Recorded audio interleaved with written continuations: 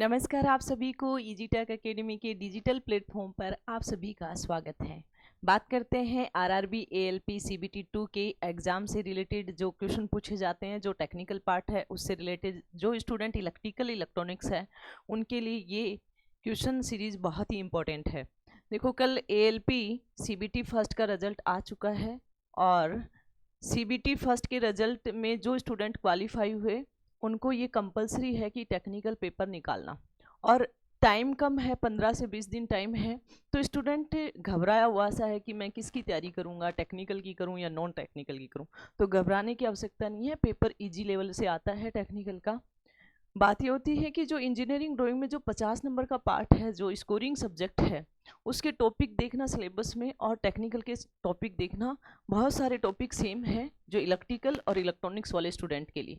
तो उन टॉपिकों को बहुत अच्छे से करना है कि जिससे स्कोरिंग में भी अच्छे नंबर बन जाए और प्लस पार्ट बी में भी पास होने का कोशिश हो जाए, यानी कि पास होना ही कंपलसरी है। जैसे ये एसी फंडामेंटल है, ये स्कोरिंग सब्जेक्ट में भी है और प्लस में आपके टेक्निकल पार्ट में भी है। और ये टॉपिक जो मैकेनिकल ट्रेड के स्टूडेंट है जिसके पास में आरएससी वगैरह है, तो उनके भी ये एसी फंडामेंटल पूछा गया है, यानी उनके सिलेबस में है। इलेक्ट्रिकल और इलेक्ट्रॉनिक्स दोनों स्टूडेंट के ये टॉपिक सिलेबस में है।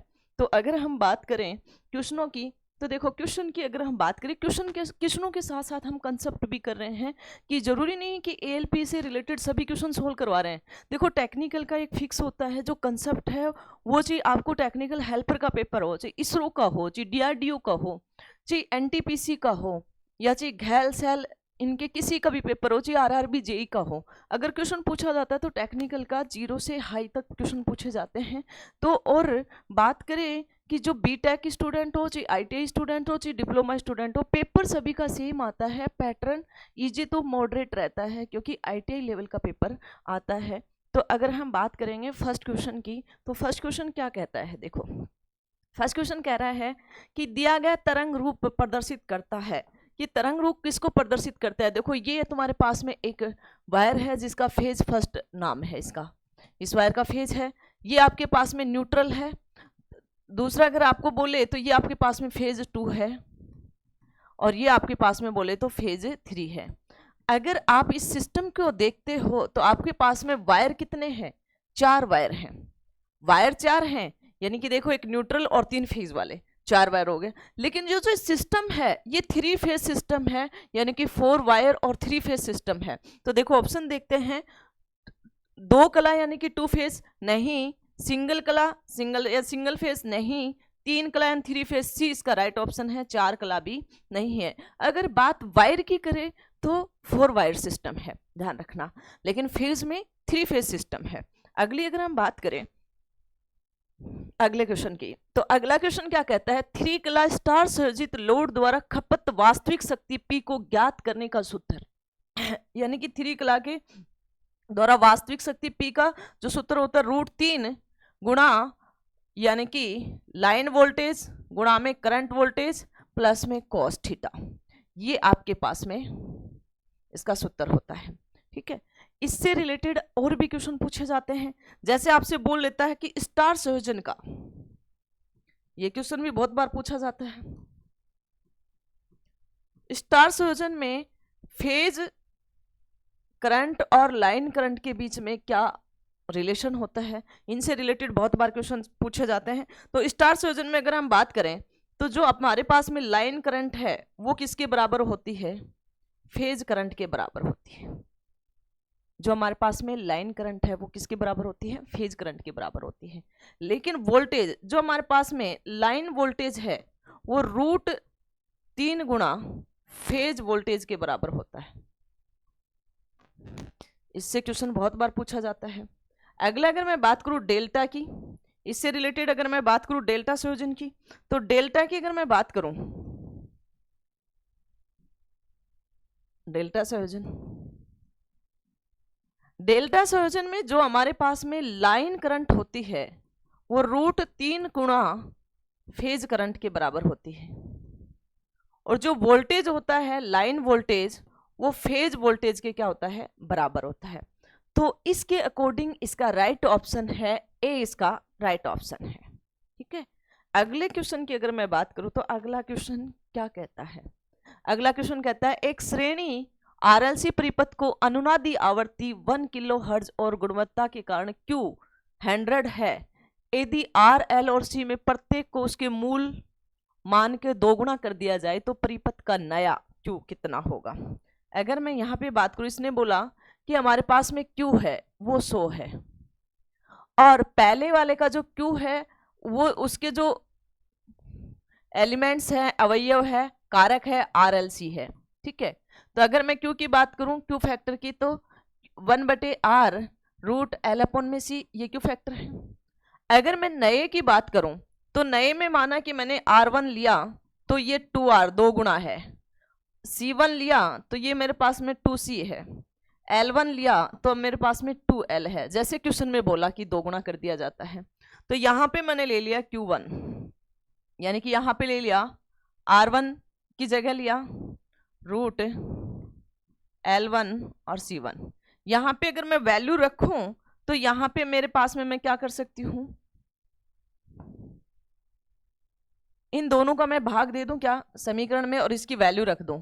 समीकरण 1 और 2 का भाग देने पर यानी कि Q/Q1 भाग में 1/R1 रूट L अपॉन में C1 और भाग दिया और गुणा का चिन्ह करोगे तो ये क्या हो जाएगा 2R और उल्टा हो जाएगा यानी कि 2C1 2L। ठीक है, ये 2 से 2 कैंसिल आउट और ये इससे कैंसिल आउट, ये R इससे कैंसिल आउट। आपके पास में बचा है क्या, आपके पास में यहाँ पे बचा Q/Q1 बराबर में 2।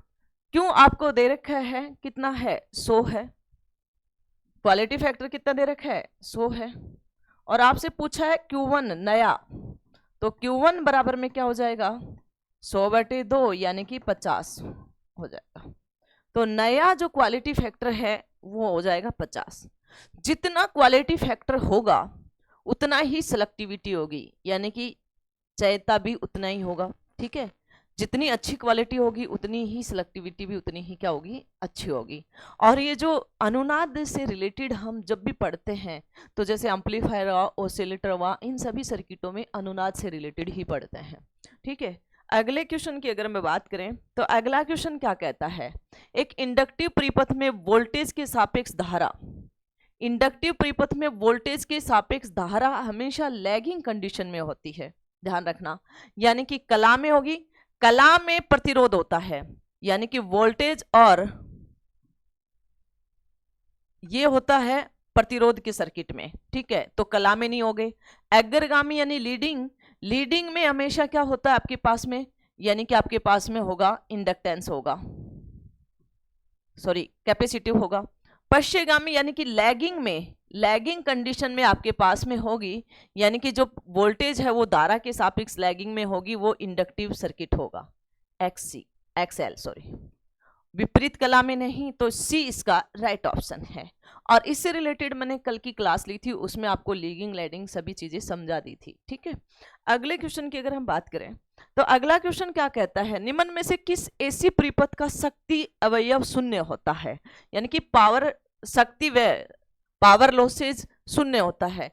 पावर लॉसेज चाहे वो शुद्ध इंडक्टिव परिपथ हो चाहे या शुद्ध कैपेसिटिव परिपथ हो, इन दोनों परिपथों का पावर इंडक्टेंस क्या होगा, शून्य होगा। क्यों होगा शून्य, क्योंकि जो पावर वह होगी, जितनी पावर आपने गेन की, इसको पॉजिटिव में लिया उतनी ही पावर नेगेटिव में चल जाएगी, तो एक दूसरे को क्रॉस आउट कर लेगी। इसलिए शक्ति वह, यानी कि आपके पास में ये भी बोल सकते हो शुद्ध इंडक्टिव परिपथ का, यानी कि प्रेरकता परिपथ का, और शुद्ध धारित्य परिपथ का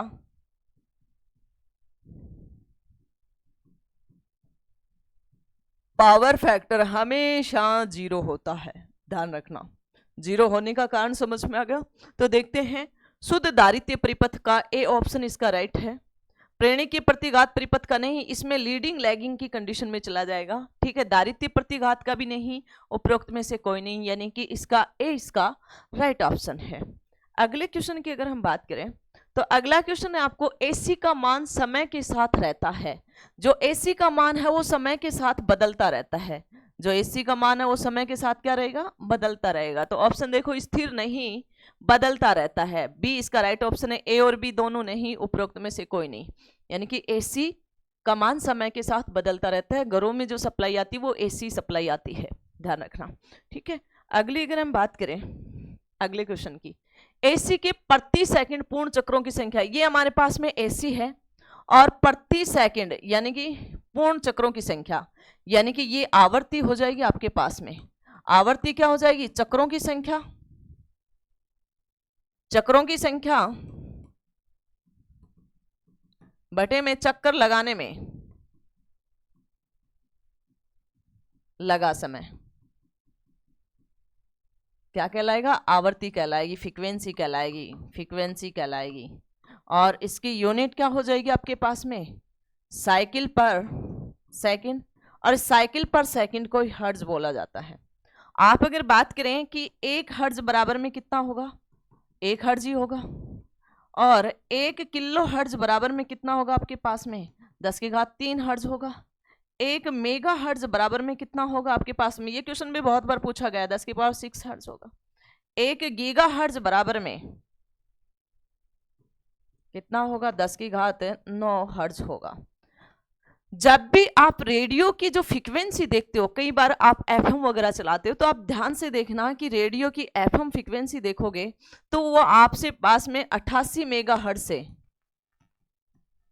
108 मेगाहर्ट्ज तक होगी, यहां तक रेंज पकड़ता है। इसके बाद में आगे पीछे तिरतिरी करता है। कभी रेडियो का एफएम चला के देखना, 88 के बाद में जैसे मिर्ची बड़ा, दही बड़ा, ये जो भी आते हैं एफएम पे, 91 एफएम, 94 एफएम, ये सभी इसी रेंज के बीच में आता है, यानी कि ये एफएम की रेंज है। इससे पहले का भी कोई चैनल नहीं पकड़ेगा और इसके बाद में भी कोई चैनल नहीं पकड़ेगा। इनके बीच में आते प्रसार भारती वगैरह वगैरह, सब इन्हीं के बीच में आता है, 90.1, 94.1, ठीक है।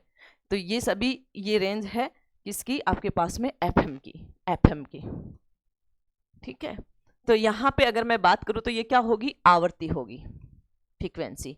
आवर्तकाल क्या होता है, एक साइकिल कंप्लीट करने में लगा समय, आवर्तकाल कहलाएगा। यानी कि आवर्ती का व्युत्क्रमानुपाती, आवर्ती का व्युत्क्रमानुपाती आवर्तकाल कहलाता है। शिखर मान क्या कहलाएगा, जो ये अधिकतम मान है ये शिखर मान है इसका,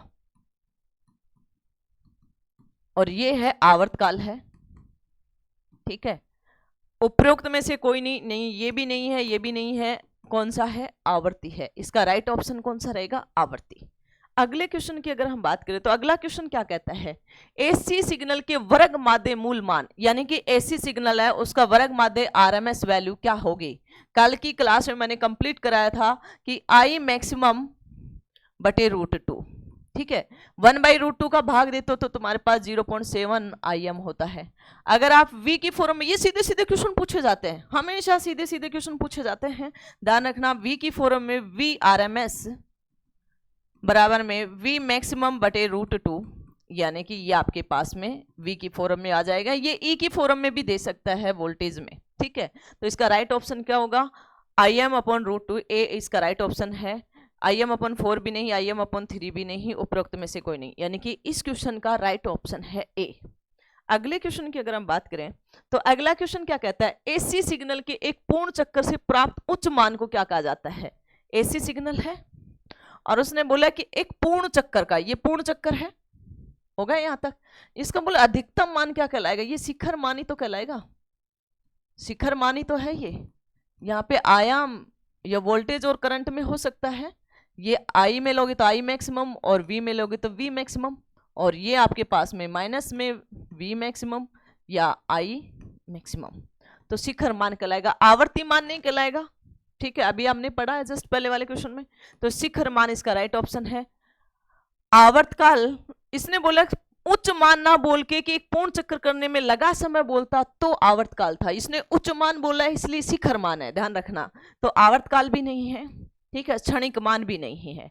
तो ऑप्शन बी इसका राइट ऑप्शन है। अगले क्वेश्चन की बात करें कि एसी सिग्नल के एक चक्कर के धनात्मक और ऋणात्मक के अधिकतम मान के मध्य की दूरी को क्या कहते हैं। देखो ये एसी सिग्नल है आपके पास में, इसका ये जो धनात्मक मान है ये धनात्मक मान है और ये ऋणात्मक मान है। इनके जो मध्य का जो सिग्नल है वो क्या कहलाएगा, यानी कि ये भी शिखर है और ये भी शिखर है, तो शिखर से शिखर मान ही कहलाएगा। तो ऑप्शन है शिखर मान नहीं, क्षणिक मान भी नहीं, शिखर से शिखर मान, सी राइट ऑप्शन है, उपरोक्त में से कोई भी नहीं। ठीक है, अगले क्वेश्चन की अगर हम बात करें, यानी कि ये v की फॉर्म ले तो vm और ये ले तो -vm।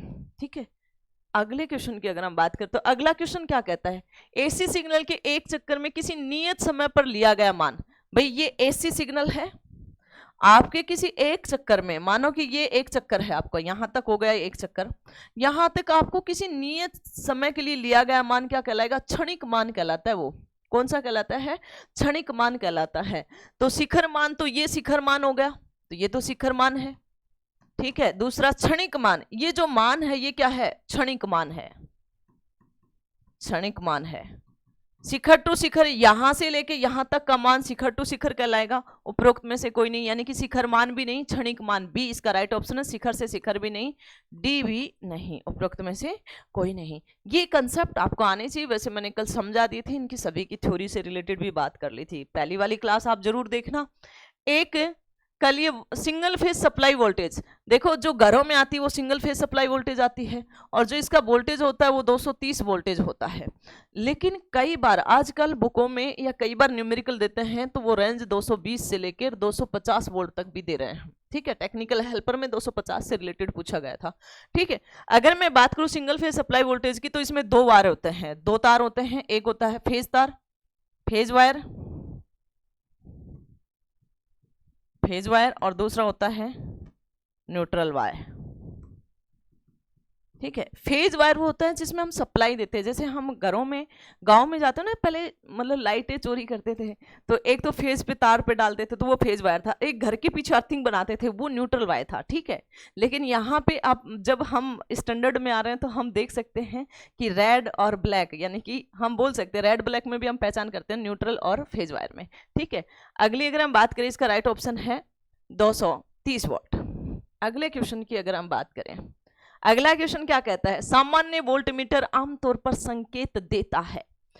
सामान्य वोल्टमीटर का जो संकेत होता है, जैसे उसमें रीडिंग होती है, वो किस में होती है, फर्स्ट औसत मान, औसत मान में नहीं रहती है, शीर्ष मान भी नहीं होता, शीर्ष से शीर्ष मान भी नहीं होता, आरएमएस वैल्यू में होती है। जो वोल्टमीटर का जो मान होता है वो आरएमएस वैल्यू होती है, आरएमएस वैल्यू को रिप्रेजेंट करता है।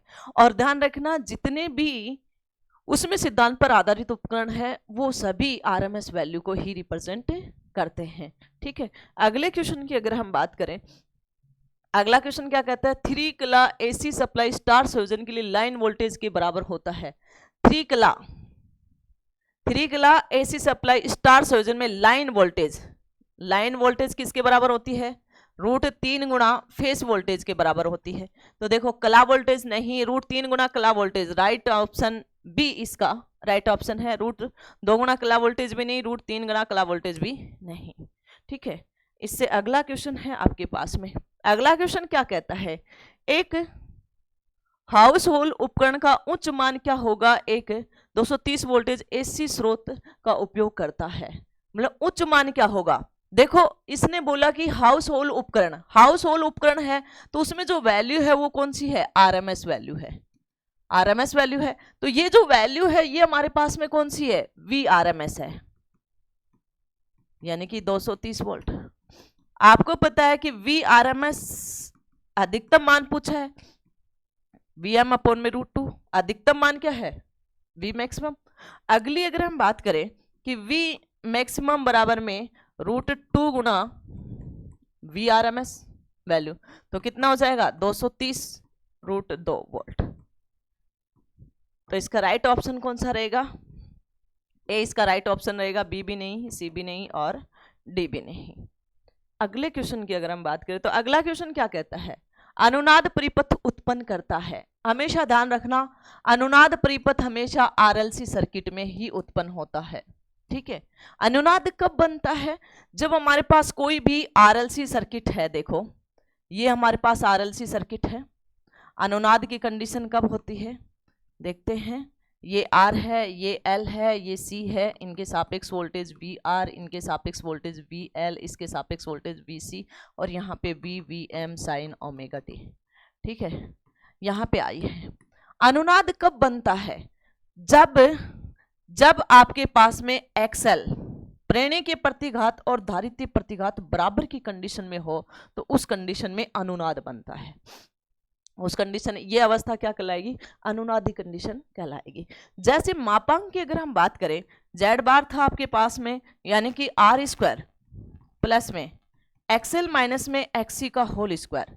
अनुनाद की कंडीशन में ये दोनों बराबर है, एक्सएल बराबर में एक्सी, तो यहां पे जेड बार बराबर में क्या हो जाएगा? आर हो जाएगा। ठीक है। अगली अगर मैं बात करूं कोणांक की, तो कोणांक क्या होता है आपके पास में? फाई बराबर में tan इनवर्स एक्सएल माइनस में एक्सी बटे आर। आपको पता है एक्सएल और एक्सी दोनों क्या है? बराबर है, अनुनाद है।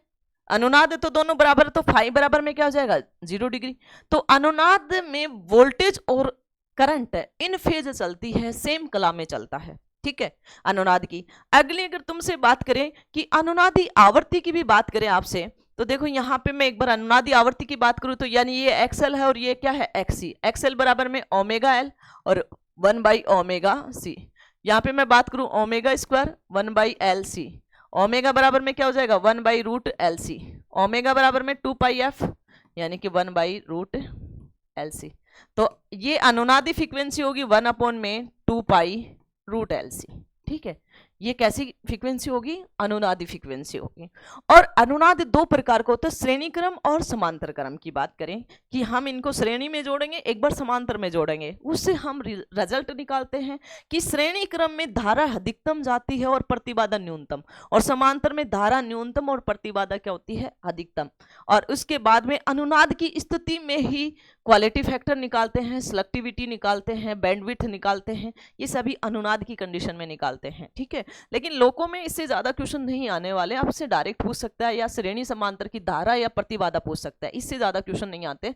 तो श्रेणी में अनुनाद दो प्रकार का होता है, श्रेणी क्रम, श्रेणी तो ये सेम ही हो गया, और एक होता है समांतर क्रम। श्रेणी में हमेशा धारा मैक्सिमम जाती है, और धारा मैक्सिमम जाएगी तो प्रतिबाधा क्या होगी? न्यूनतम होगी। और समांतर में धारा न्यूनतम रहेगी तो प्रतिबाधा क्या रहेगी?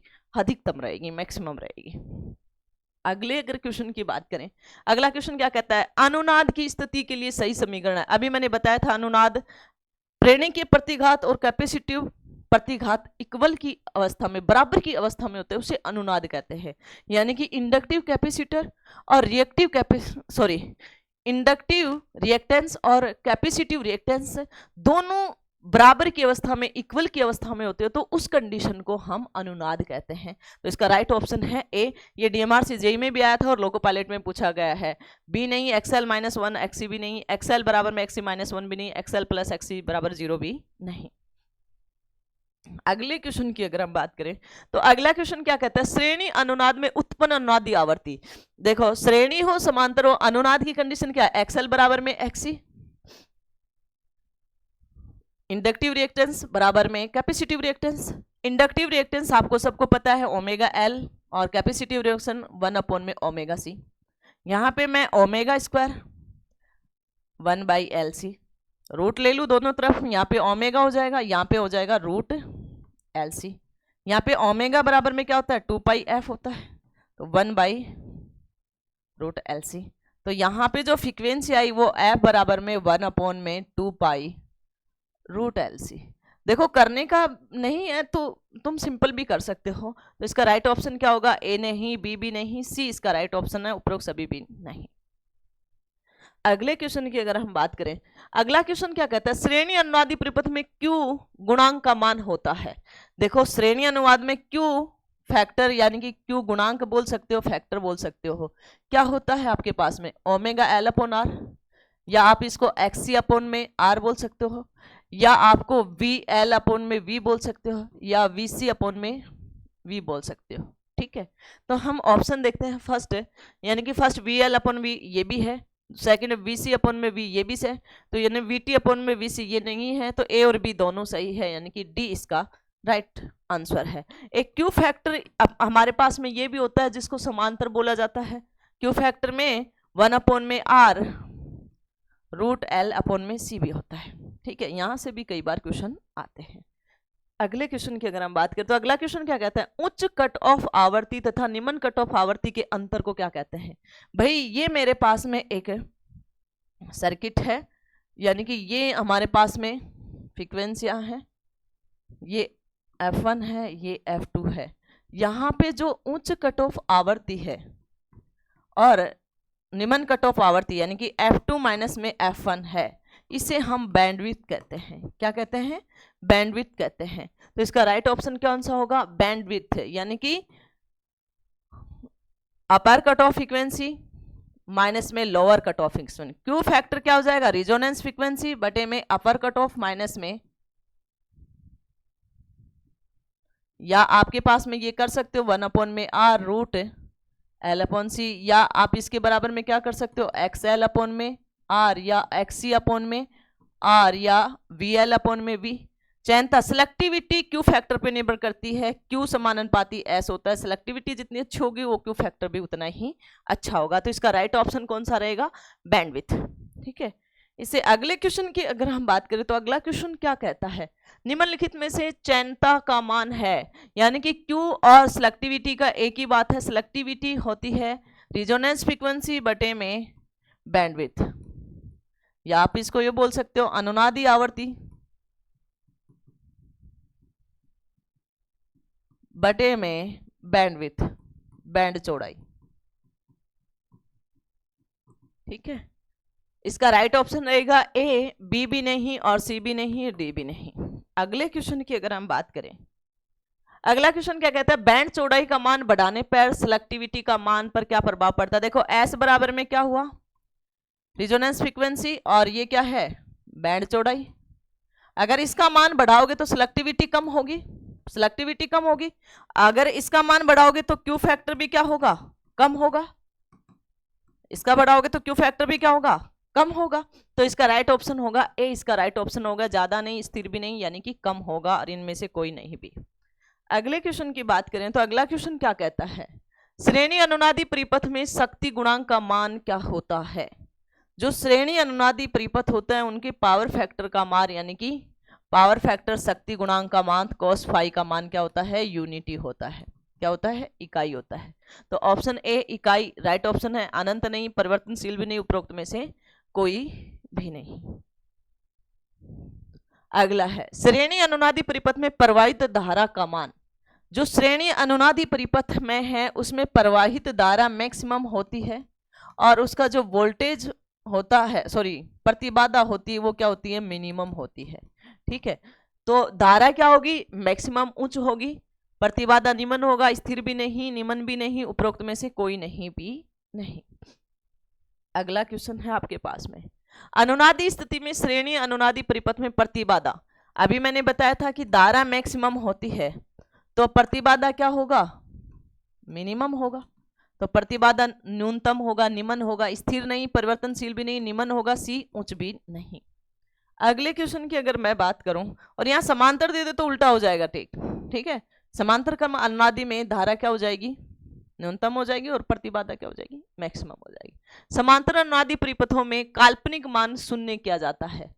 काल्पनिक मान किसका शून्य किया जाता है? देखो समांतर क्रम की अगर हम बात करें तो समांतर क्रम ये लेते हैं हम, यानी कि यहां पे हमने लिया कि ये हमारे पास में क्या हो गया? आपके पास में G प्लस में J, BL माइनस में BC, ये अनुकार्यता है। तो हम जब भी समांतर क्रम करते हैं तो हम इस काल्पनिक मान को BL माइनस में BC बराबर में 0 लेते हैं, यानी कि BL बराबर में BC, यानी कि समांतर का ये अनुनाद होता है।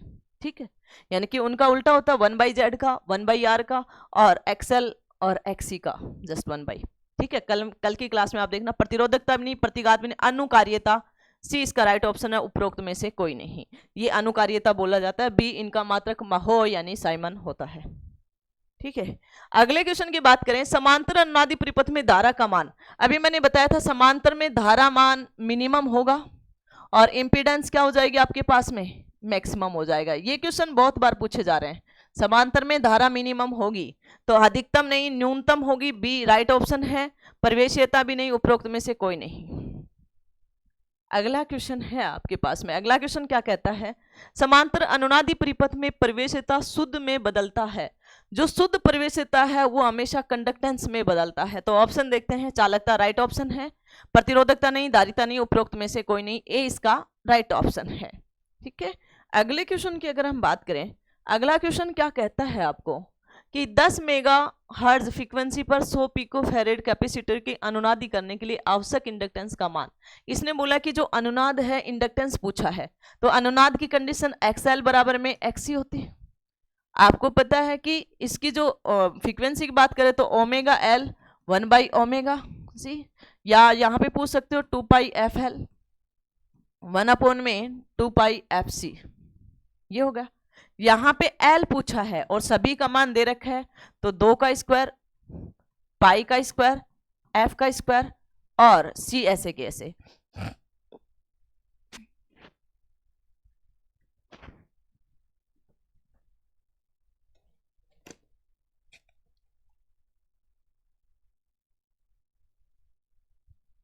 C ऐसे के ऐसे हैं आपके पास में। अगर मैं बात करूं यहाँ पे वैल्यू पुट करूं, तो आपने दे रखा है कि F बराबर में आपके पास में है 10 मेगा हर्ट्ज। मेगा का मतलब 10 गुणा 10 की घात 6 हर्ट्ज। दूसरा दे रखा है कैपेसिटर यानी कि 100 पिको फैरेड। पिको का मतलब हो गया 100 गुणा 10 की घात -12 फैरेड।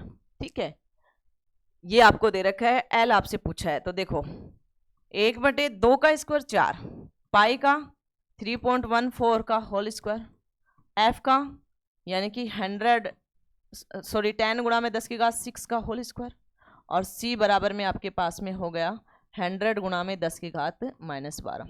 इसको सोल्व करते हो आपके पास में तो क्या आया, 4 गुणा में 3.14 गुणा में 100 10 की घात 12 है, 100 10 की घात -12 है। -12 से +12 कैंसिल आउट।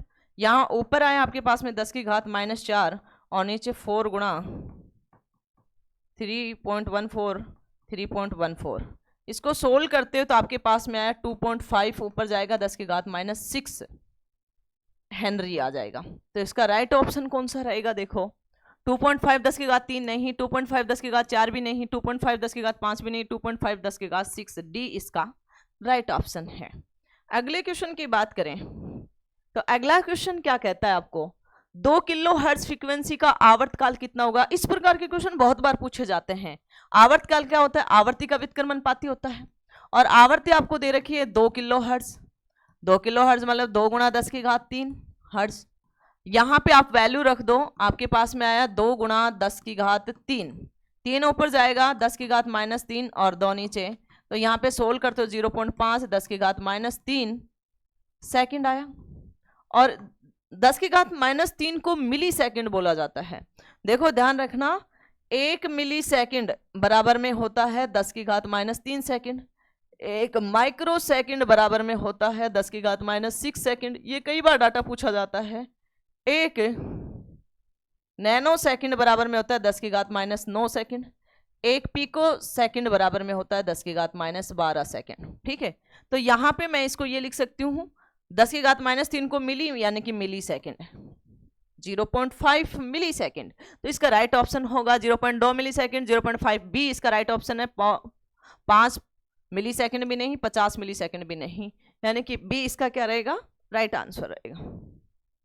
अगली क्वेश्चन, कौन सी आपूर्ति स्रोत ध्रुवीयता को अचर रूप से बदलता है। अचर रूप से कौन सा बदलेगा, एसी बदलती है। ठीक है, धनात्मक से ऋणात्मक में कौन बदलती है, एसी। तो डीसी आपूर्ति नहीं, एसी आपूर्ति सप्लाई बदलती है। डायनोमा भी नहीं, डायनोमा मतलब जनरेटर, बैटरी भी नहीं, यानी कि बी इसका राइट ऑप्शन है। अगले क्वेश्चन की अगर हम बात करें तो अगला क्वेश्चन क्या कहता है, चित्र में दर्शाई गई तरंग के प्रभावी मान। प्रभावी मान मतलब आरएमएस वैल्यू। ये आपके पास में वी मैक्सिमम हो गया। वी मैक्सिमम क्या दे दिया आपको पास में 537 वोल्ट।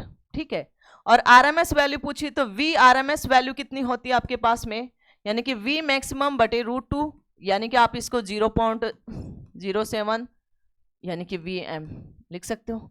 यहाँ पे ये वैल्यू पुट कर दो 0.07 गुणा में 537। आप इसको गुणा करोगे तो आपके पास में क्या हो जाएगा, 537 को आप 0.70 से मल्टीप्लाई करोगे तो आपके पास में क्या आ जाएगा 9, 5 और उसके बाद में कितना होगा 37। अगली अगर आप बात करो 00, फिर इसके बाद में 9, 5, 7 3, यानी कि टोटल कितना हुआ 9 5, और ये कितना हो जाएगा 6 9 7 और 3 संख्याओं के बाद में दशमलव, यानी कि ये आपके पास में आया। इसको आप अप्रोक्सीमेटली 380 वोल्ट लिख सकते हो। ठीक है, तो क्वेश्चन ऑप्शन देखते हैं। 380 ए इसका राइट ऑप्शन है, बी भी नहीं, 440 वोल्ट भी नहीं, 537 वोल्ट भी नहीं, 660 वोल्ट भी नहीं। तो ए इसका क्या रहेगा, राइट ऑप्शन रहेगा। अगले क्वेश्चन की बात करें तो देखो, ये अगला क्वेश्चन आपको दिख रहा है चित्र में दिए गए एसी परिपथ को दर्शाता है। ये प्रतिरोध है, ये एसी सप्लाई दे दी यहाँ पे। ठीक है, इसके सापेक्ष वीआर वोल्टेज है। तो यहाँ पे जो एसी है, ये जो वोल्टेज है, केवल शुद्ध प्रतिरोध होता है तो इंडक्टेंस और जब शुद्ध रेजिस्टेंस जुड़ा हुआ है किसी भी परिपथ में, तो उसके वोल्टेज और धारा के बीच में 0 डिग्री एंगल होता है, यानी कि फेज शिफ्ट 0 होता है। समान कला में, एक ही कला में चलते हैं, तो वो कौन सा होता है, ये आई है और ये वी है, एक ही कला में है।